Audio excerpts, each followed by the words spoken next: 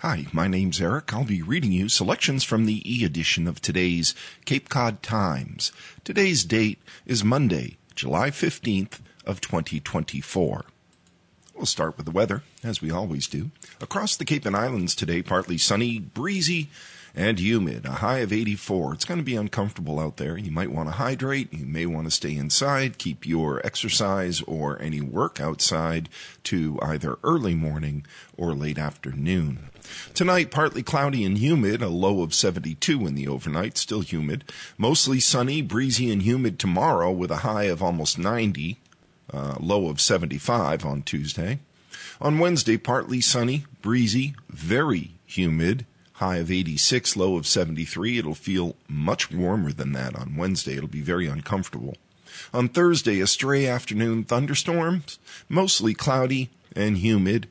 A high of only 82. The weather breaks a little bit, but still giving us that humidity. Low of 67 in the overnight on Thursday. On Friday, partly sunny, high of 82, low of 68. Nothing about the humidity on Friday, so maybe it'll relieve us a bit on the weekend. The sun will rise today at 5:20 a.m. It will set at 8:14 p.m. We will have 14 hours and 54 minutes of daylight. Now heading to the front of the paper, where the news and the lottery results are kept, and we read the lottery results because somebody asked for them. If there's something you would like read to people who are blind or print disabled, you can call us at 508-539-2030, or you can email us at info@audiblelocalledger.org, and we'll consider reading it. And if you miss any of the information that we share in our readings, like the numbers that we read, you can always go to audiblelocalledger.org, and in the upper right corner is the Archived Readings tab. If you click on that, you'll find a week's worth of our newspaper readings. You can catch up on anything you might have missed. We'll also be producing shopping guides that are up there, and that can let you know what is on sale at the grocery store. All of that free for people who are blind or print disabled at audiblelocalledger.org. We go to masslottery.com for the latest lottery results because the Cape Cod Times goes to press too early to give them to you. If you ask for them, you certainly deserve the latest.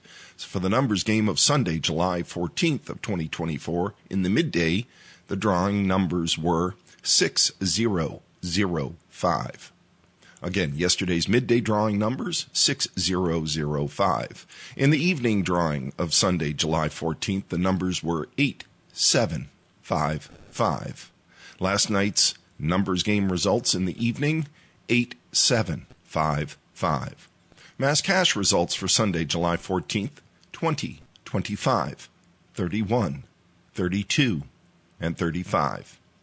And Lucky for Life rounds out our lottery results for Sunday, July 14th with 9, 13, 16, 20, and 23, with 11, the bonus number. Good luck to all who play. Remember us if you win. From the cover of today's, or the front page of today's Cape Cod Times, very little local news, as you'd imagine. Everything is tied around the assassination attempt on President Trump. The headline reads, "An attack on our democracy. FBI searches for motive in assassination attempt," by Dan Morrison, Elizabeth Wise, and Ndaya Yancey Bragg in Bethel Park, Pennsylvania. Former President Donald Trump said Sunday that God alone had spared him from a brazen assassination attempt, an act of political violence the likes of which America hasn't seen since an attack on President Ronald Reagan's life 43 years ago. Trump, the presumptive Republican nominee, was recovering after he was injured in the right ear when a sniper opened fire Saturday evening with an AR-15-style rifle from a rooftop about 400 feet outside a campaign rally at the Butler Farm Show in Butler, Pennsylvania. Joseph Price, special agent in charge of the ATF in Pittsburgh, said investigators are still determining how many shots the shooter fired. Trump said in an earlier post on Truth Social he had been shot with a bullet that pierced the upper part of my right ear, adding that he immediately felt the bullet ripping through the skin. Price said 3 male spectators were shot, 1 died, 2 were critically injured. Both were being treated at Allegheny General Hospital in Pittsburgh, and they remained in critical condition on Sunday. Nikki Buccina, a spokesperson for the Allegheny Health Network, confirmed. Pennsylvania Governor Josh Shapiro identified the man killed in the shooting as Corey Comparatori. Shapiro said he spoke with his wife and 2 daughters and described him as a father of 2 girls, a firefighter, and an avid supporter of the former president.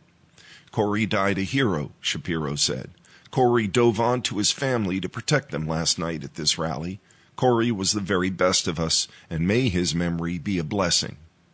Trump said in a statement on Truth Social on Sunday morning, "We pray for the recovery of those who were wounded and hold in our hearts the memory of the citizen who was so horribly killed." Former First Lady Melania Trump also issued a powerful statement on Sunday calling for unity and saying the winds of change have arrived.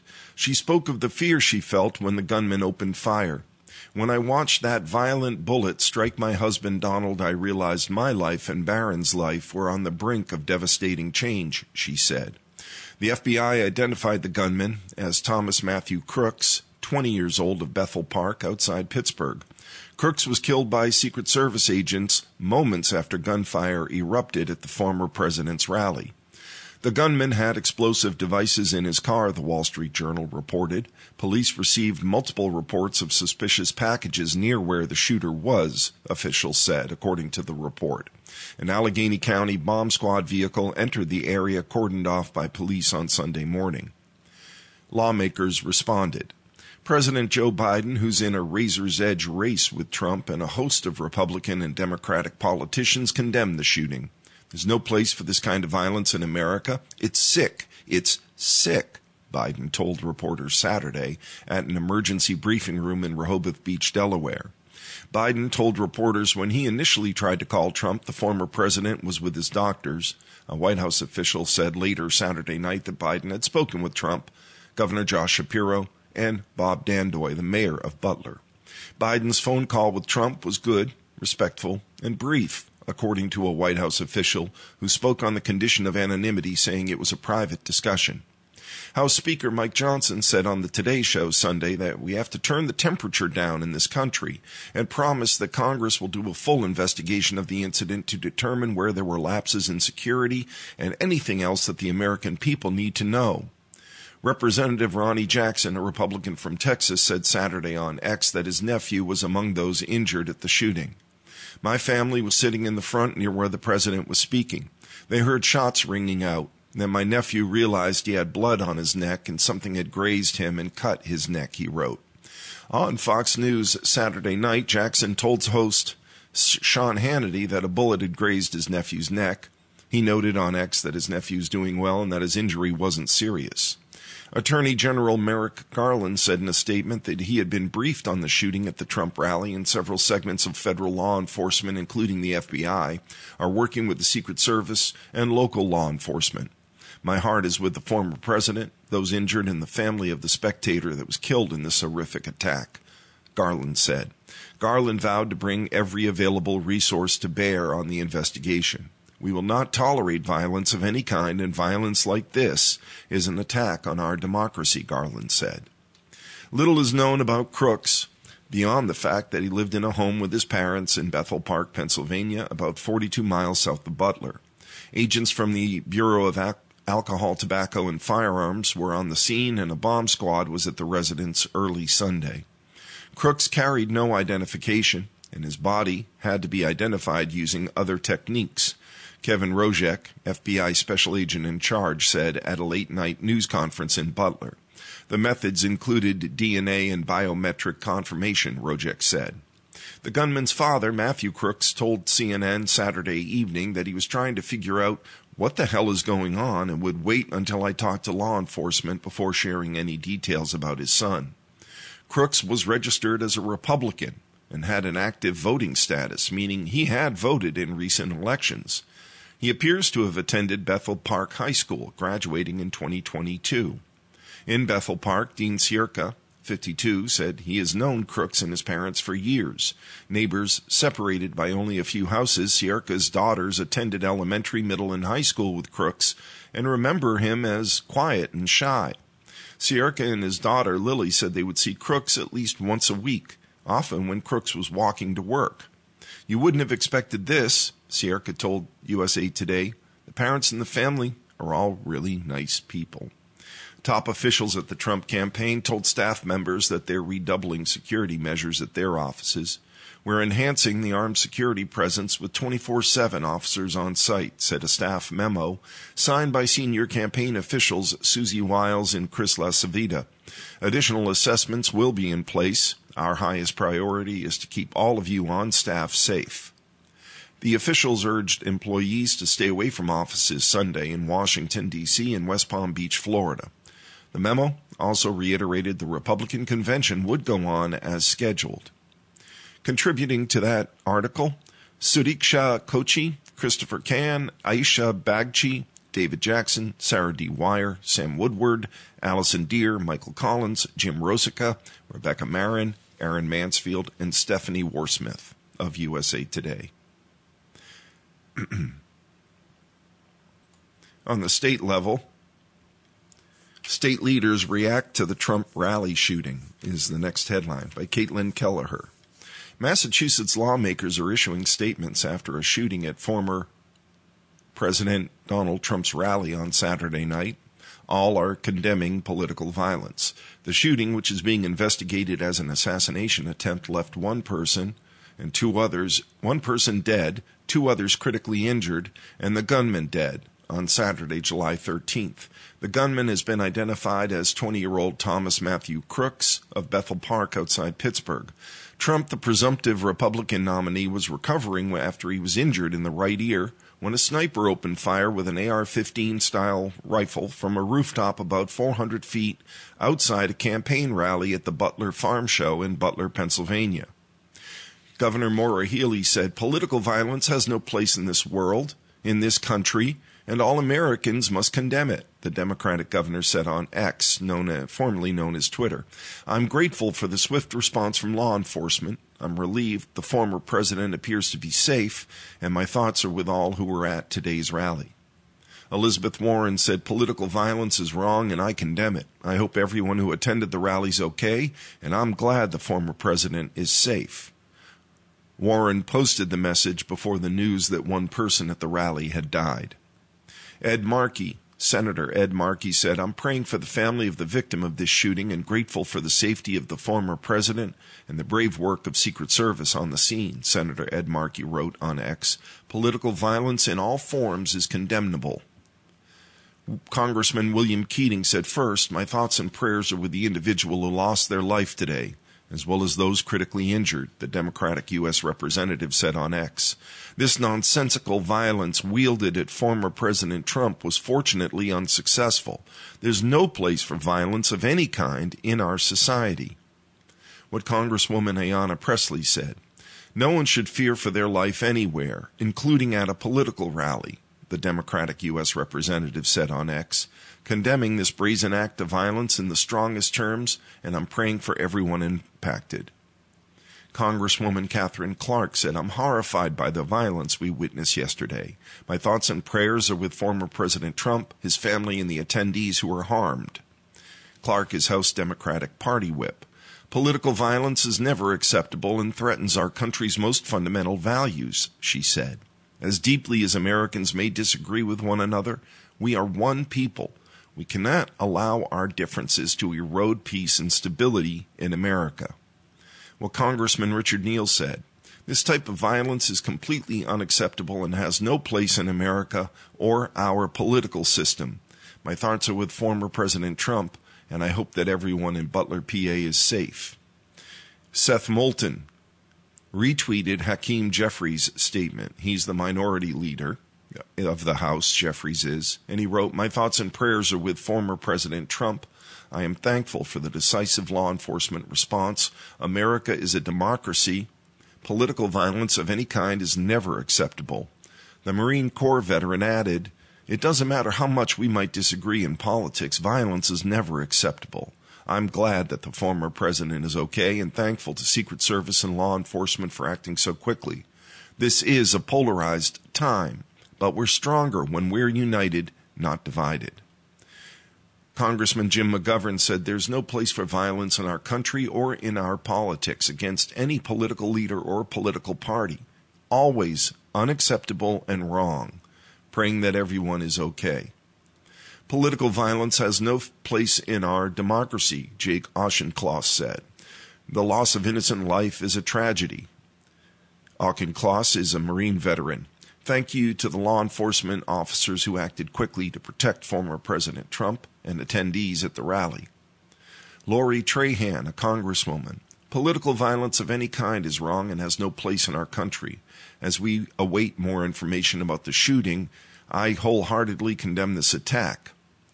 Stephen Lynch said, I'm relieved to hear that former President Trump is recovering from the injuries sustained in the shooting at his rally in Butler, Pennsylvania early today. Thoughts and prayers are with the rally attendees who were killed and wounded.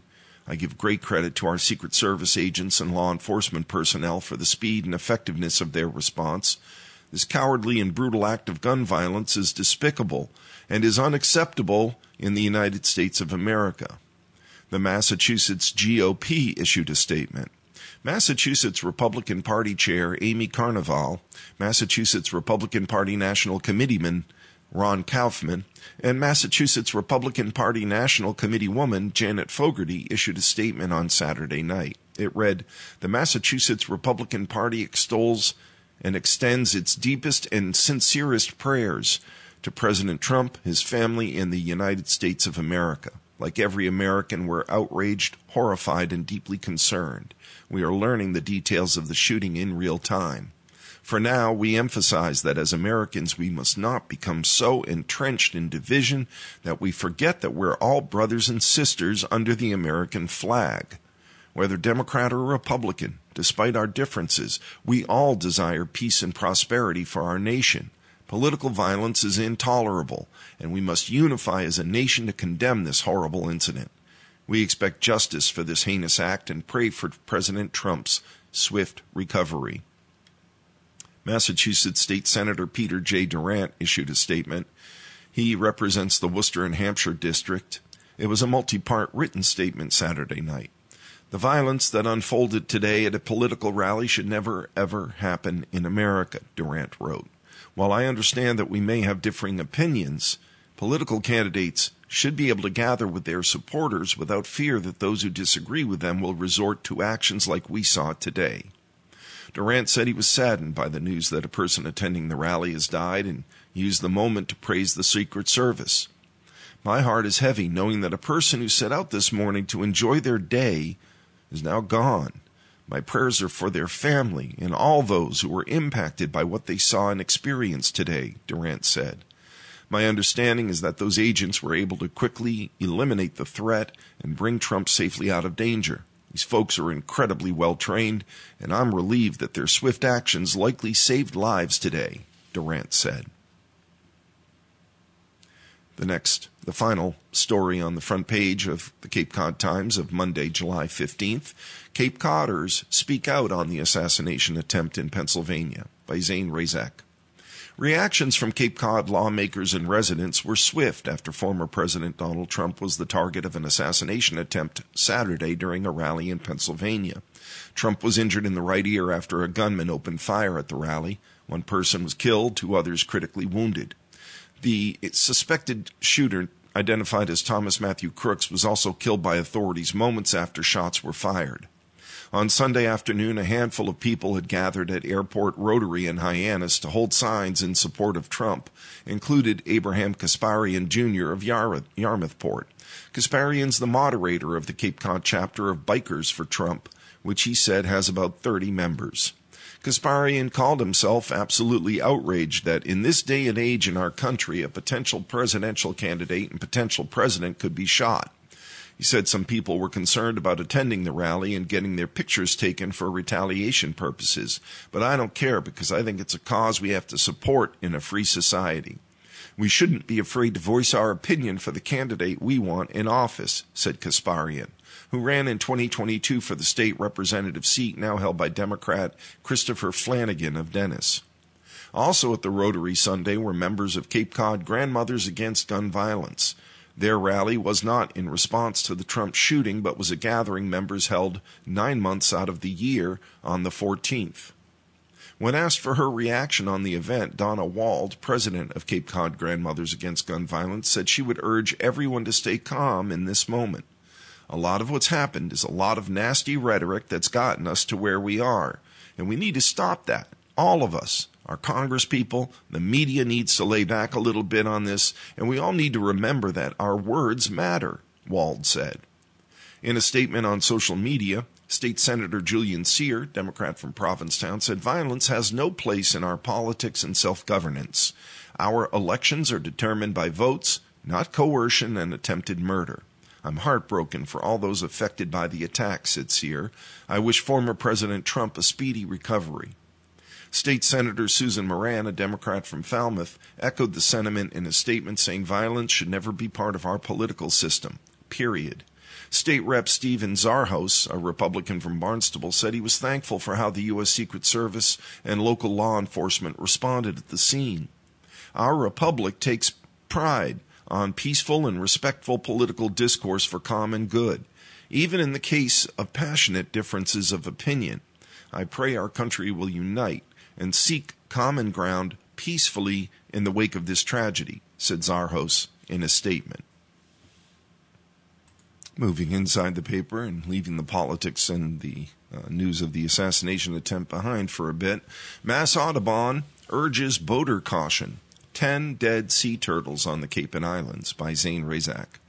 After 10 dead loggerhead sea turtles were found around Cape Cod and the islands, Mass Audubon is urging boaters to use extreme caution. All the turtles were found on beaches or floating in local waters. Dead turtles washed ashore in Chatham, Yarmouth, Barnstable, Aquina, and Tisbury on Martha's Vineyard, and Nantucket, said Aaron Gouveia, the organization's PR director. The sighting began on June 17th and continued through this past week, he told the Times in an email. At least 5 died from fatal vessel strike wounds. Researchers are investigating the cause of death for the remaining sea turtles. 4 species, loggerhead, Kemp's Ridley, green, and leatherback, of sea turtles feed in our nutrient-rich waters during the summer, and boaters should be careful to not strike these endangered and threatened species, according to Mass Audubon. Any sightings can be reported at seaturtlesightings.org or to 888-732-8878, which is 888-SEA-TURT, SEATURT, 732-8878. The sighting data will be used to raise boater awareness and avoid additional deaths, as well as aid sea turtle researchers and federal protected species regulators. From the Cape and Islands section, do you suspect human trafficking on the Cape? A district attorney has a new way to report it, by Marianne Bragg.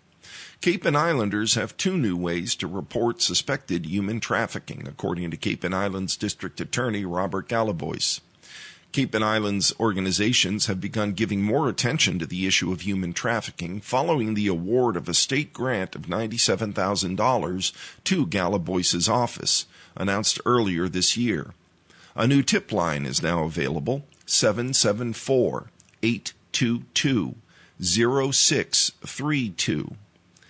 A new QR code leads to a website with information to both help individuals caught up in trafficking and help police launch investigations. The QR code will be found on a magnet that's intended to be distributed across the region. A meeting Wednesday in Hyannis with Cape Cod Regional Transit Authority officials and others was to give an update on what we've actually done, Galabois said.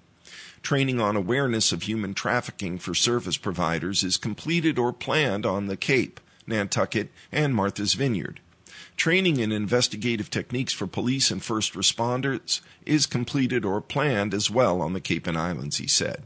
Officials in Galabois's office have gone to national training. So far, 29 charges have been leveled against 12 defendants, Galabois said. 58 sex trafficking cases were reported on the Cape and Islands from 2021 to 2023, with a 31% increase between 2022 and 2023, Galabois said in February. Provincetown Carnival Organizers Go Sustainable by Gwen Friss. Beads have been central to the annual Carnival Parade in Provincetown, but no more. At the 46th Annual Provincetown Carnival, people participating in the August 22nd parade can no longer throw plastic Mardi Gras strands into the stands and the crowds. It's a huge change from past years when gobs of plastic beads were thrown, mostly from floats, with most of them landing in the streets, where they remain for days or even weeks. Anyone who's participating in the parade is not allowed to throw them, said Trevor Pittenger, executive director of the Provincetown Business Guild, which throws the parade and 17 other parties during Carnival from August 17th through 24th. Those who want to march in the parade must register at ptown.org by July 26th. The registration is $25 for walkers to $100 for large floats. People can wear the beads, but we're just encouraging people, even in decorating the floats, to use sustainable materials as much as they can, he said of the 36 large floats expected in the parade, which kicks off from Harbor Hotel Provincetown at 698 Commercial Street promptly at 3 p.m. The Guild is working with CARE, creating a responsible environment for the Cape and Islands, in encouraging the thousands of carnival visitors from around the world to attend with refillable water bottles. Pittenger said the plan is to put in 2 water bottle refilling stations along Commercial Street. CARE has installed 15 water bottle fill stations in other places across the Cape. Recycling bins will also be placed along the parade route, Pittenger said. Another change is in store as well. There are later ferries this year, Pittenger said. People can take Boston Harbor cruises, which will have a ferry that leaves Provincetown at 9 p.m. Thursday through Sunday, so people can come for the parade, stay for dinner, and still take the ferry back to Boston. Pittenger advised booking ferry passage in advance, as slots tend to fill quickly during Carnival, one of the most popular weeks for visitors in Provincetown. Netflix released first trailer for Perfect Couple, is our next headline in the Cape Cod Times of July 15th. This is reported by Denise Coffey. Netflix fans, get the popcorn and drinks ready for September 5th when The Perfect Couple is set to air. Adapted from Eileen Hildebrand's 2018 novel of the same name, the murder mystery stars a slew of famous actors, and the scenery of Chatham and Nantucket as its background. The streaming service released the first official trailer on Thursday. The mystery brings viewers into the lives of a rich and famous Nantucket couple preparing for the wedding of their son. Nicole Kidman stars as Greer Garrison Winbury, mystery writer and mother of the groom, Thomas Winbury, who's played by Billy Howell. Liev Schreiber is Greer's husband, Tag, and bride Amelia Sachs is played by Eve Hewson, and Dakota Fanning is sister-in-law Abby Winbury. Hildebrand's novel shot to the top of the New York Times bestseller list weeks after its release in 2018. With 28 romance novels to her name, Hildebrand is known as the Queen of the Beach Reads, and her website proves it. Book covers showcase sailboats, waves and water, couples in sunlight, and under beach umbrellas. Books are grouped into summer, winter, and paradise sections. This novel is her first mystery involving a death, according to Super Summary. And what a death it is. A bridesmaid ends up dead on the morning before the wedding. Found on the beach in front of the spectacular home, the young woman's death sets off a drama that turns everyone into a suspect. But at least the visuals are gorgeous, including fully blossoming hydrangeas set around a mansion, boats at anchor in front of a line of waterfront homes, and a fountain made of glasses overflowing with champagne. Oh, but there are dark and creepy scenes too. Eve in her white gown looking out the window at the beach, her face uncertain. Tag closing a door slowly in a scene that ends in darkness. Kidman's face set firm, her arm crossed, her perfectly coiffed blonde hair falling to her shoulders as she sits in a dark interrogation room. The private Eastward Point neighborhood in Chatham serves as a backdrop for the family drama. It's not hard to imagine the gorgeous home fronting Pleasant Bay fitting right in on Nantucket. And to give that real Nantucket feel to the story, there are scenes from the island itself. Filming in 2023 was interrupted when members of the Writers Guild of America and their supporters picketed Chatham sites. Streets in the neighborhood were blocked off during the shooting of the film to keep the picketers and curious bystanders away. With the film's release, viewers will get a glimpse into the lives of the rich and famous, or at least a glimpse inside the mind of Hildebrand. Living on Nantucket since 1994 and with 28 books to her credit, she's got a lot to offer those who want a stunningly visual read of her mystery. We're at the midway point in our reading of the Cape Cod Times, dated Monday, July 15th of 2024. Regular listeners, I'm sure, are aware it's at this point when we move to a different kind of local news, which is the obituaries and death notices that are published in the Cape Cod Times of that day.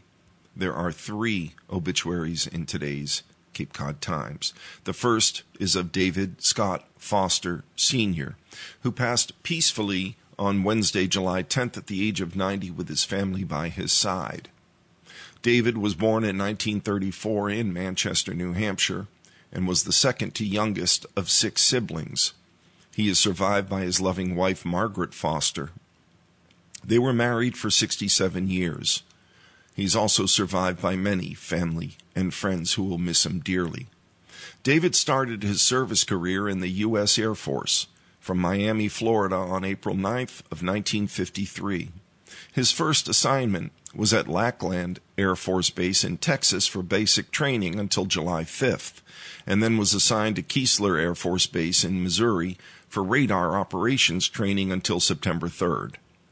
His first duty assignment as a radio operations technician was at North Truro Air Force Base in Massachusetts.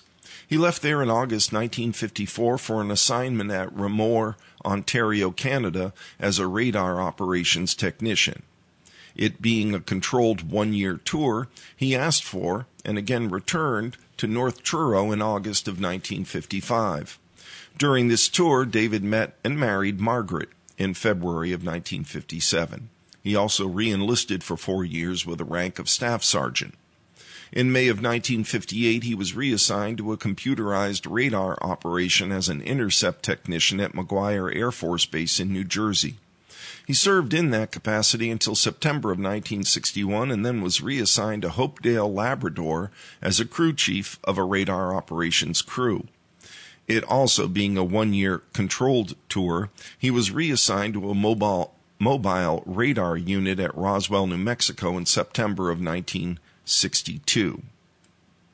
In June of 1963, he was reassigned to Opheim Air Force Base in Montana as the NCOIC of radar operations with the rank of Master Sergeant, and he served there until June of 1965 when he was again reassigned to North Truro's Air Force Base. In May of 1967, he was assigned to the Republic of Vietnam and assigned to radar operations at Monkey Mountain, which was just outside of Da Nang Airfield, and he served there for 1 year as its NCOIC. In May of 1968, he was reassigned to the 74th Tactical Control Flight of Myrtle Beach Air Force Base in South Carolina, a mobile radar unit, and was stationed there for 9 months when the unit was transferred to Pope Air Force Base of North Carolina until his retirement in June 1973 at the rank of Senior Master Sergeant. His decorations include the Bronze Star, Outstanding Unit Award with V device, Air Force Commendation Medal with an oak leaf cluster, Army Good Conduct and Air Force Good Conduct Medals, and Vietnam Service Awards. He retired in 1973, and he and his wife made their residence in Provincetown until they built their present home in North Truro. After the Air Force, David worked at Benson Young and Downs Insurance Agency for 25 years. He was a member of the Provincetown United Methodist Church, serving on many communities throughout the years and singing in the church choir. He was past president of the Provincetown Rotary Club, a former member of the Truro Board of Assessors, and a member of the VFW and American Legion. David loved spending time with his family and was always a supportive, kind, and loving brother, husband, father, grandfather, and great-grandfather. His love and strong faith was a blessing to all who knew him. He will be forever missed by them all. The services will be private. In lieu of flowers, please donate in David's name to Truro Fire and Rescue, Truro Public Safety Facility, 344 Route 6 in Truro, Mass., or St. Jude's Children's Hospital, 501 St. Jude Place in Memphis, Tennessee, or Provincetown United Methodist Church, 20 Shank Painter Road in Provincetown, Mass. The next obituary is of James Edwin Liddell of Norwalk, Connecticut, who passed peacefully at home on July 4th at age 89. Jim lived in Yarmouthport for almost 23 years before moving with his late wife Susan to Darien, Connecticut in March of 2019, and then to Norwalk to be closer to family. He was born in Wauseon, Ohio on August 18th of 1934. He was raised in Morristown and Brookside, New Jersey, and spent a postgraduate year at Phillips Academy before graduating from Cornell University, where he received a bachelor's and master's of mechanical engineering in 1956. It was at Cornell that he met his future wife, Susan Bodendistel. They married on September 14th, 1957, and celebrated 63 years together before she passed away in May of 2021. Jim served in the U.S. Army before joining General Electric Company, where he spent the vast majority of his career. He worked in many GE towns: Schenectady, New York, Burlington, Vermont, Pittsfield, Mass., Fort Wayne, Indiana, and Erie, Pennsylvania, and attended Rensselaer Polytechnic Institute in the evening to earn a Master of Science in Management. While at GE, he held many manufacturing, engineering, and management roles, including with the Power Transformer Department in Pittsfield, the Ferris Foundry in Schenectady, plant manager of the Erie Foundry, manager of manufacturing, Apparatus Service Business Division, U.S. and internationally, and the large steam turbine generator department, before retiring to Cape Cod in 1994. Jim worked as hard in retirement as he did during his professional life. He co-founded Clean Power Now, the Cape's leading renewable energy advocacy group, and was a huge supporter of Cape Wind. He volunteered with the town of Yarmouth as a member of the Energy Committee, coordinated green educational events, and gave presentations on wind turbines. He also volunteered with the Red Cross, U.S. Coast Guard Auxiliary, and Meals on Wheels, and was an active member of the Rotary Club of Yarmouth, the Cape Cod Men's Club, and the Cornell Club of Cape Cod. He spent 12 years on the Board of Trustees in the First Congregational Church of Yarmouth. Jim mostly enjoyed sailing and tennis, which he played well into his 80s and was an accomplished duplicate bridge player. He dropped everything to spend time with his family. His grandchildren have very fond memories of Thanksgiving and summer vacation with Nana and Papa on Cape Cod. He was predeceased by his beloved wife Susan and his daughter Karen. He is survived by many who will miss him dearly. A private burial will be held on July 15th in West Yarmouth. In lieu of flowers, any memorial gifts may be given in Jim's name to the Alzheimer's Association at act.alz.org/donate. The final obituary in the Cape Cod Times of Monday, July 15th, is of Susan M. Cummings of Harwichport.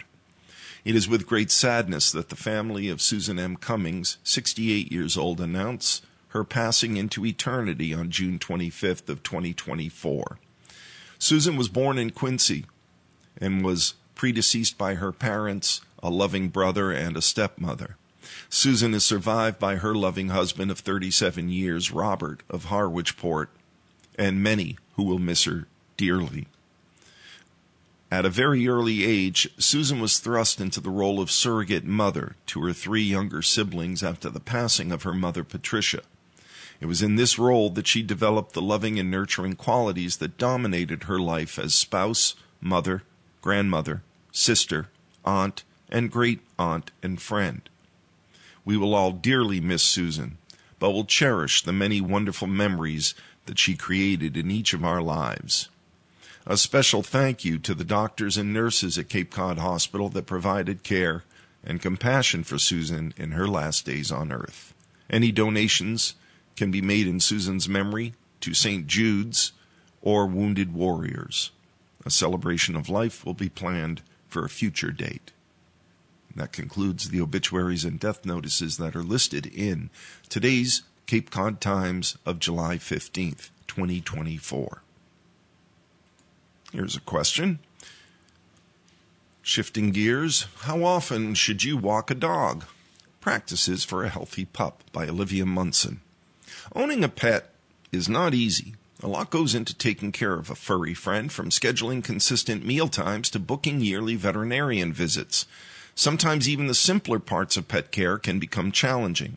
All dogs need to walk, no matter their size, breed, or age. How often your pet should go for a walk, however, depends on a few factors. No matter if it's a leisurely stroll, an endurance run, or a bathroom break, walks are beneficial to your dog's health. So here's a guide for pet owners. How often should you walk your dog? There are 4 factors that determine how often to walk your dog, PetMD reports. The 4 factors are 1. The dog's breed.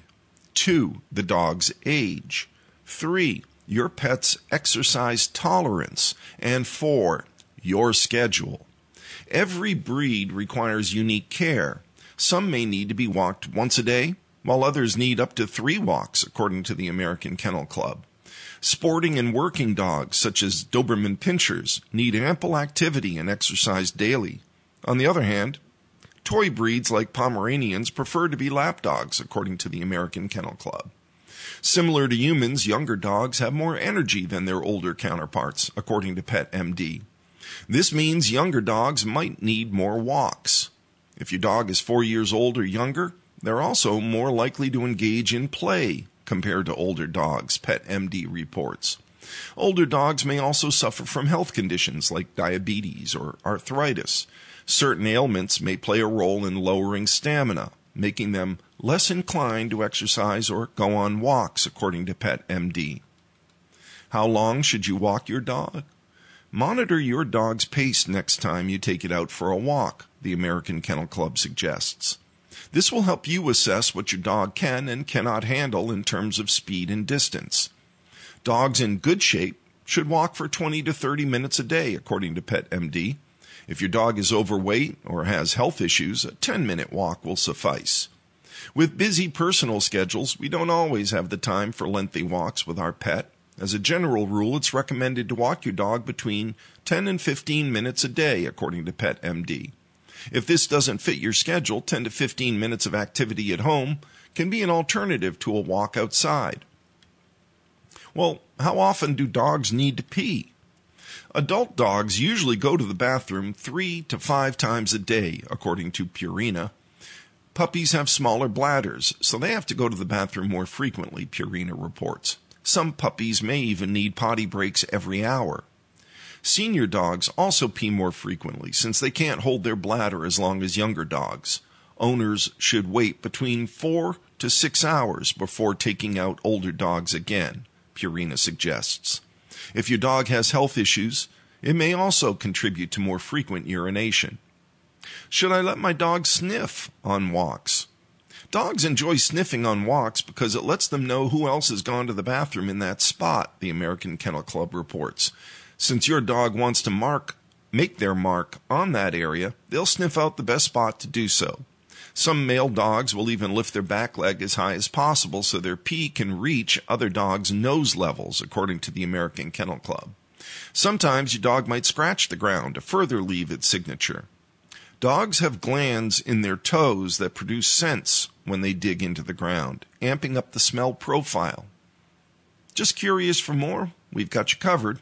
USA Today's exploring the questions you and others ask every day, from why do dogs sleep so much to what's the most expensive dog breed to what colors do dogs see. We're striving to find answers to the most common questions you ask every day. Head to a Just Curious section of USA Today to see what else we can answer. Back into the political world, GOP contending with border politics. Southern states react to shifting demographics, by Lauren Villagran in Pensacola, Florida. In a wooded suburb of this southern city by the beach, Grace Resendez McCaffrey steeled herself for an immigration battle. She was exhausted from distributing 5,500 copies of her Spanish-language newspaper to newsstands in northwest Florida.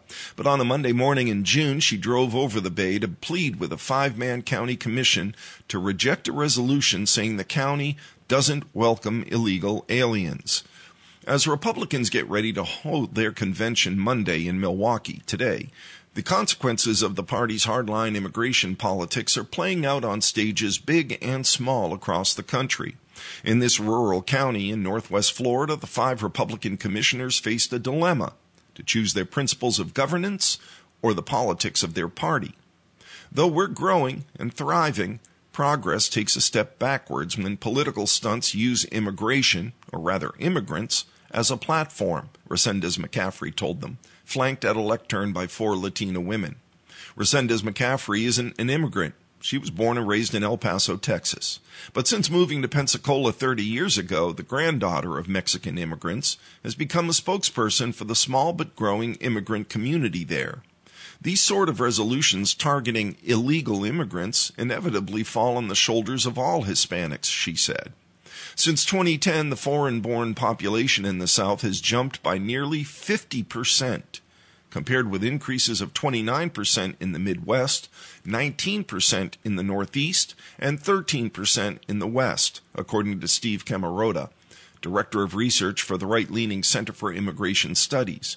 That demographic shift has altered the political landscape in southern states, not because immigrants are voting in large numbers, but because their arrival convinced many Southerners they needed to worry about the U.S. border, said David Beer, Director of Immigration Studies at the Cato Institute, a libertarian think tank. On that Monday morning in June, in a wood-paneled boardroom in Santa Rosa County, the commissioners set aside residents' concerns about poor stormwater drainage and neighborhood flooding to discuss the recent appearance at a local truck stop of a bus carrying migrant workers. Resendez McCaffrey reminded the commissioners that she knows something about what anti-immigrant rhetoric can inspire. Violence against Latinos isn't uncommon, especially when provoked by fear and hatred, she said. I'm haunted, and she paused, swallowing sudden tears, by the 2019 mass shooting at a Walmart store in my neighborhood in Texas. I plead with you to not complicate an already difficult situation. Illegal immigration is a serious problem in Santa Rosa County and the U.S. of America, said James Calkins, the author of the resolution. Florida may be well known for its vibrant Latino and immigrant communities in Miami, Fort Lauderdale, and Orlando. But those cities are a world apart from Pensacola and its rural surroundings, where people like to affirm their southern bona fides by saying the farther north you go in Florida, the farther south you get. The Pensacola metropolitan area stretches across 2 counties, Escambia and Santa Rosa, with a combined population of roughly 511,000 people, according to the U.S. Census 2022 American Community Survey. Though the immigrant population of the 2-county region has more than tripled since 1990, foreign-born persons make up just 5% of the population. There were the Mexican workers who were drawn to the city after Hurricane Ivan in 2004. More diversity came beginning in 2013 with a massive relocation by the Navy Federal Credit Union from its Mid-Atlantic and Northeast operations.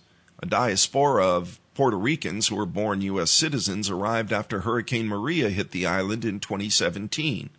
Since the pandemic, immigrants from Venezuela, Chile, Peru, Honduras, and El Salvador have come searching for opportunities away from more crowded parts of Florida. At the same time, the city and its suburbs have become more Republican. In 2020, 44% of voters registered as Republican in Escambia County, compared with 37% in 1995. At the county podium, Esmeralda Aguiar Quiroz stepped forward. She had moved to Pensacola from Houston with her Mexican husband, who came to the U.S. illegally as a child, she said. Their attempts to get him right with the law led them to be scammed out of $25,000 before President Joe Biden's latest executive order opened a path to residency. What would I do if the resolution passes? She asked. Young white men have repeatedly told Caridad Galán Rios that when she walks to the road to get the mail or put out the trash.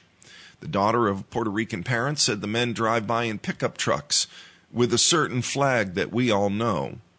Lucia Trejo, who was brought to the U.S. illegally as a child and later received legal status, spoke next. Then Alma McKnight, who once was undocumented and later served in the U.S. Navy. Their plea was the same: vote down the resolution. 3 of the commissioners, all self-described conservative Republicans, took Calkins to task. He was trying to play national politics in an election year, they said, instead of administrating county business. Calkins' proposal had clearly wedged them between a rock and a hard place politically. If they voted yes, they'd be going against their principles of focusing on county governance. If they voted no, they'd most certainly see campaign mailers claiming they supported illegal immigration. "This is politics, James, and I'm sick of it," Commissioner Colton Wright said to Calkins. Ray Eddington told his fellow commissioners about the 2 immigrant women who care for his disabled grandson. "They're doing the right thing. They're applying for American citizenship." He'd vote no, he said, because you don't know. They might be here illegal, but they might be trying to get citizenship. We don't know, James. We really don't know. Visibly frustrated, Santa Rosa County Commissioner Kerry Smith took the floor and took Calkins to task for proposing symbolic resolutions that weren't the stuff of governance. The busload of migrant workers? Smith got the concern calls too, he said. He made his own inquiry. The workers all held H-2A temporary agricultural visas, and they were headed to South Florida to pick crops, he said. They had stopped to use the restroom, and then they moved on. The debate dragged on for more than an hour until the crowd started shouting, "Take a vote." So they did, and the resolution failed, 3-2, with Commission Chairman Sam Parker siding with Calkins. Some people in the news from the Cape Cod Times of Monday, July 15th, reports that Murphy and Butcher married after years-long engagement. It was a years-long journey to make it down the aisle, but Eddie Murphy and Paige Butcher are married. The couple, who met in 2012 and got engaged in 2018, exchanged vows Tuesday on the Caribbean island of Anguilla, People revealed Friday, alongside photos of the tropical ceremony. This is the first marriage for Butcher, a 44-year-old Australian actress and model, and the second for Murphy, who is 63. They share 2 children, 8-year-old Izzy Una Murphy and 5-year-old Max Charles Murphy. The Beverly Hills Cop star has 8 other children. Eric, his son with Paulette McNeely, Christian, his son with Tamara Hood, Bria, Miles, Shane, Zola, and Bella, his children with ex-wife Nicole Murphy, and Angel, his daughter with former Spice Girl Mel B. Social media users started speculating about the ceremony Friday after Christian Murphy reportedly shared images from the destination wedding on Instagram. Close's estate settles lawsuit against Cigna over medical bills.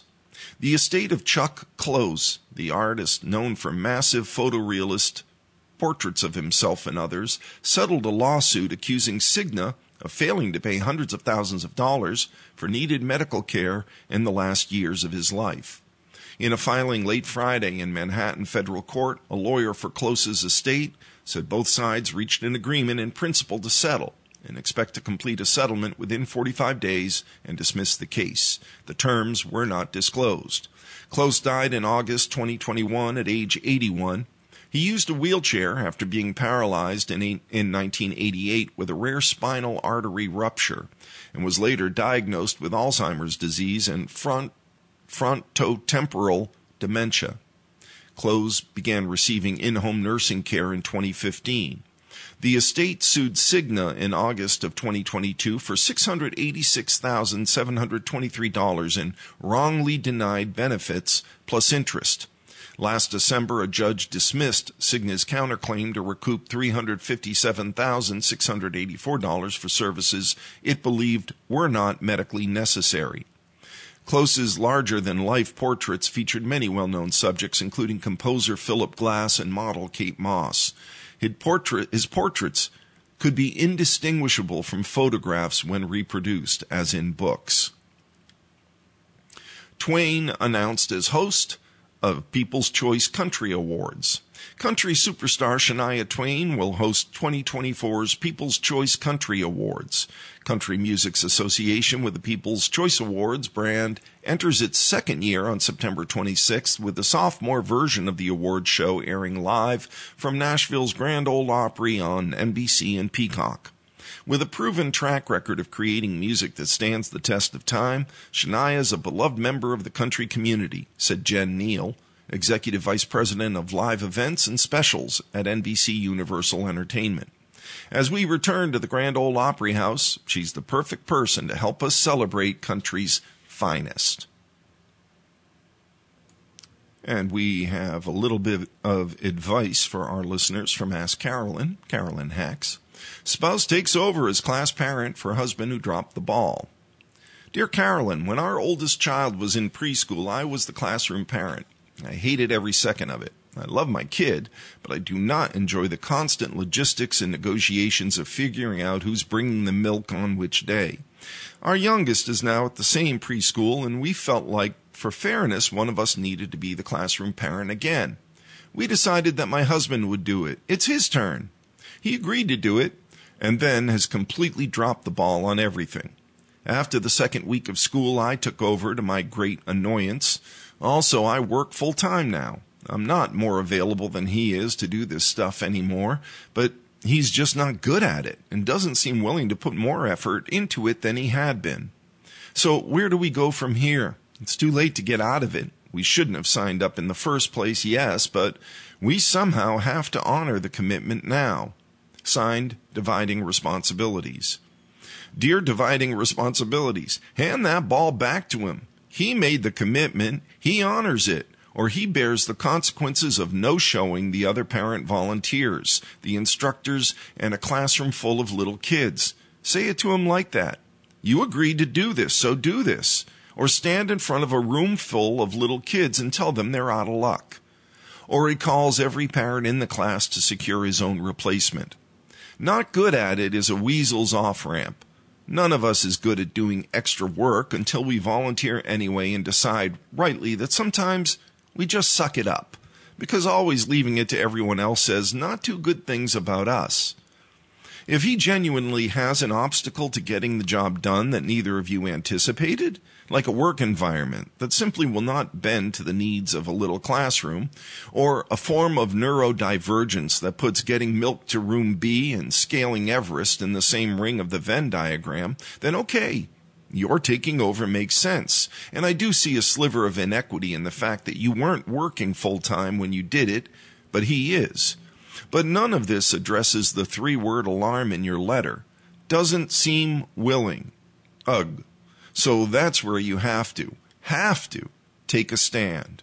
Regarding dividing responsibilities, I agree that Dad shouldn't just get to drop out before some serious discussion and another stab at this. But if he continues to be unreliable or actually isn't adept at the job, isn't the kid going to suffer some of the consequences?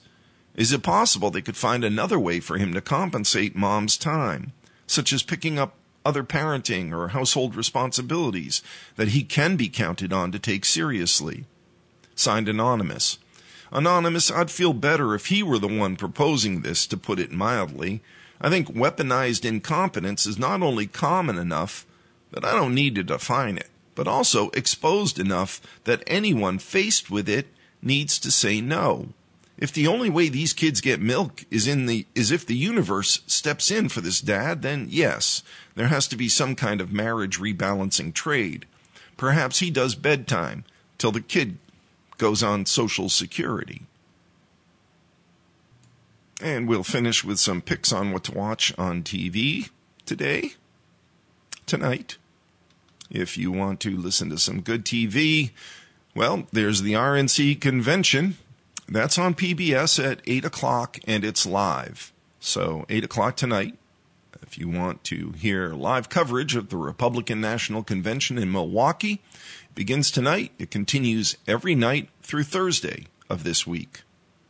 There's also History's Greatest Mysteries, the Salem Witch Trials. That's on the History Channel at 9 p.m. In 1692, a sphere ripped through the small town of Salem, Mass. Accusations and unknowns led to the hanging deaths of many. But what really sparked the Salem Witch Trials? Well, maybe we will find out. And with that, we've come to the end of our reading of the Cape Cod Times, dated Monday, July 15th of 2024. This is your reader, Eric, saying be well, be safe, look after each other. Remember our veterans, especially those who've recently passed. Bye for now.